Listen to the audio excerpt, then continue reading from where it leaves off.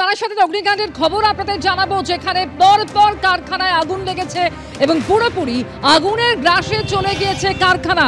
এবং জানা যাচ্ছে দমকলের 20টি ইঞ্জিন ইতিমধ্যে ঘটনাস্থলে পৌঁছে গিয়েছে। বারাসাতের কদম্বগাছিতে একেবারে ভয়াবহ অগ্নিকাণ্ড, একের পর এক সিলিন্ডার বিস্ফোরণ হয়।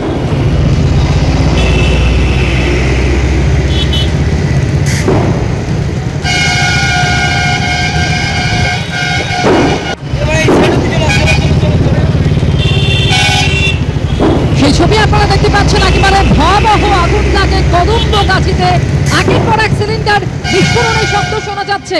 দমকলের 20টি ইঞ্জিন ঘটনাস্থলে পৌঁছে গিয়ে আগুন নিয়ন্ত্রণে আনার চেষ্টা চলছে, তবে এরই মধ্যে উঠছে দমকলের বিরুদ্ধে দেরিতে আসার অভিযোগও।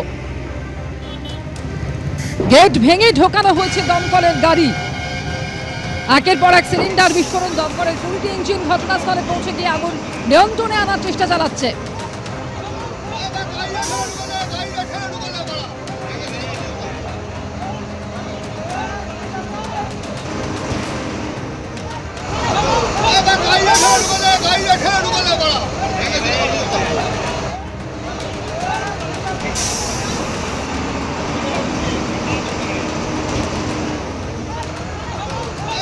কদম্বগাছি গ্রাম পঞ্চায়েতের বামুনমুড়ায় বিশাল এলাকা জুড়ে বিধ্বংসী আগুন। সন্ধ্যে 7টার সময় আগুন লাগে এবং এই মুহূর্তে আমরা দেখতে পাচ্ছি দাউ দাউ করে আগুন জ্বলছে। একাধিক কারখানা রয়েছে, গোডাউন রয়েছে, মাঝে মধ্যে বিস্ফোরণের শব্দ শোনা যাচ্ছে এবং বিধ্বংসী আগুন। এখানে কারখানা, গোডাউন রয়েছে এবং এলাকার মানুষের অভিযোগ যে দমকল এখনো পর্যন্ত পৌঁছয়নি। তো দমকলের পক্ষ থেকে দাবি করা হচ্ছে যে 15টি ইঞ্জিন ঘটনাস্থলে আছে। টাকি রোডে যান চলাচল পুরো বন্ধ করে দেওয়া আছে, র্যাপ নামানো হয়েছে, কিন্তু প্রচুর মানুষ ভিড় করছেন। অনেকটা ব্যাসার্ধ জুড়ে আগুনের লেলিয়ান শিখা ছড়িয়ে পড়েছে এবং বিধ্বংসী আগুন এবং কয়েক ঘন্টা কেটে গেলেও এখনো নিয়ন্ত্রণে আসেনি। ক্যামেরা ইকবাল হোসেনের সঙ্গে সমীরণ পাল, এবিপি আনন্দ, উত্তর 24 পরগনা।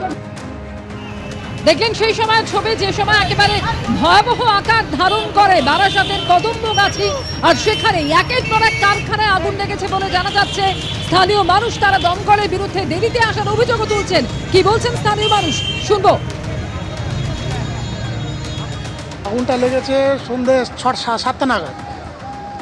তারপরে ওই পর্যন্ত এসে দেখছি দেখতে 3 ঘন্টা সন্ধ্যে 7টার সময় আগুন লেগেছে।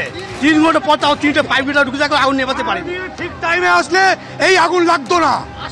ঠিক টাইমে যদি আমরা ছিলাম এখানে, আশপাশে বাড়ি ঘর ছিল, সব লোকজন বাড়ি ছাড়া হয়েছে, পালিয়ে গেছে। প্যাম্পাস, কাপড়, রং, এসি সব রকম আছে।